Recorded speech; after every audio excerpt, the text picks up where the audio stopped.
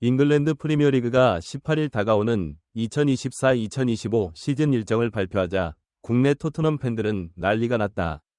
이 소식을 접한 일부 축구 팬들은 큰 사건이 발생했다고 전했다. 일부 전문가들은 지난 시즌에 비해 다가오는 공식 경기 일정이 토트넘에 의외로 유리하다고 보고 있지만 다른 전문가들은 다음 시즌의 가장 중요한 시기는 11월 9일이라고 보고 있다. 만약 통과한다면 손흥민이 출전하게 될 것이다. 영국 축구 매거진은 초기 상황이 어떻게 될지 자세히 알아볼 것이라고 말했습니다. 이를 수행할 수 있다는 사실은 영국 현지 언론의 최신 뉴스입니다. EPL 잉글랜드 사무국은 8월 18일 공식 채널을 통해 2024에서 2025 시즌 공식 경기 일정을 발표했다. 그리고 맨체스터 시티와 첼시가 개막전을 치를 예정이다. 리버풀, 아스날, 맨체스터 시티, 에스턴 빌라, 첼시 등 2023-2024 시즌 B6 구단들은 시즌 초반 빡빡한 일정으로 첼시와 맨체스터를 만난다. 개막전은 시티, 지난 시즌 우승을 다투던 맨체스터 시티와 아스널은 9월 21일 맞붙는다. 슬롯의 신임 감독 아르네 리버풀은 10월 중순에서 말까지 일주일 간격으로 첼시, 아스널과 맞붙는다. 하지만 이러한 일정에 비해 토트넘은 시즌 초반 다소 여유로운 일정을 받았다. 영국 매체 데일리 메일은 토트넘이 상황을 개선할 수 있을 것으로 보인다고 보도했다. 11월 말까지 B6와의 경기가 이 경기밖에 남지 않기 때문에 지난 시즌과 마찬가지로 조기 출발을 반복했다. 토트넘은 8월 20일 오전 4시 킹파워 스타디움에서 경기를 펼친다. 첫 번째 경기가 진행됩니다. 시즌 우승을 마치고 돌아온 레스터 시티를 상대로. 이어 9월 14일에는 B6위 첫 경기가 아스날과의 홈경기로 치러진다. 그 후 2달간 B6 경기는 없다. B6이지만 적어도 그들은 9월 28일에 강정 맨체스터 유나이티드를 상대로 핵 경기를 치르는 것만 허용하는 일정을 받아들였습니다. 각 경기가 끝나면 휴식 시간이 주어지며 그 이후부터 토너먼트가 계속됩니다. 10월 중순인데 토트넘과 빅식스의 경기는 아직 일정이 나오지 않았다. 다음 일정은 11월 23일 맨체스터 시티와의 원정 경기다.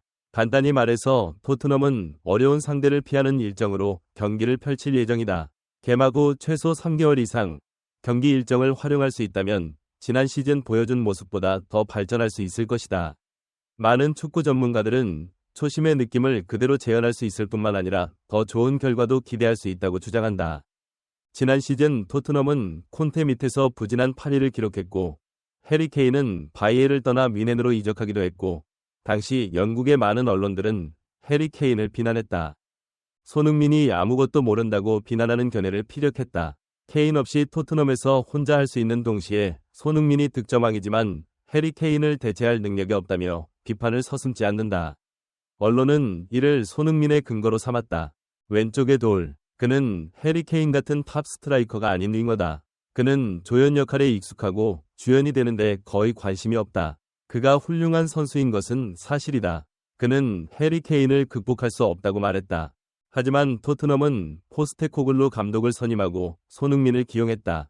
그를 원톱 공격수로 변신시키는 독특한 실험을 펼쳤고 이는 시즌 첫 8승을 거두는 대성공을 거뒀다. 이번 초반 무패의 위인은 아스날, 리버풀, 맨체스터 유나이티드, 맨체스터 시티를 상대로 손흥민이 단독으로 토트넘의 공격을 이끌고 8승을 거뒀다는 점이다. 그는 아스날을 상대로 여러 골, 맨체스터를 상대로 한 골을 넣으며 정말 놀라운 결과를 달성했습니다. 자신이 클래스 스트라이커임을 입증한 시티는 강팀을 상대로 놀라운 능력을 보여줬고 해리 케인이 없는 토트넘은 빈 껍데기라고 말할 근거가 전혀 없습니다.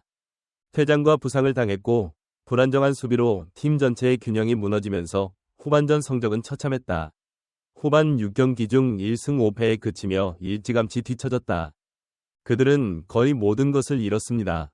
하지만 우승을 언급하는 것은 단지 일정이 다소 유리하기 때문이라고 부정하는 사람도 있고 그렇게 믿는 사람도 있는 것이 사실이다. 해리 케인 없이 내셔널 챔피언십에 출전하게 됩니다. 토트넘이 손흥민과의 첫 경기에서 무패 행진을 벌였던 상황은 영국 축구계 전체에서 누구도 예상하지 못했다고 팀이 톱 10 진입은 어려울 것이라고 예상한 이들이었다.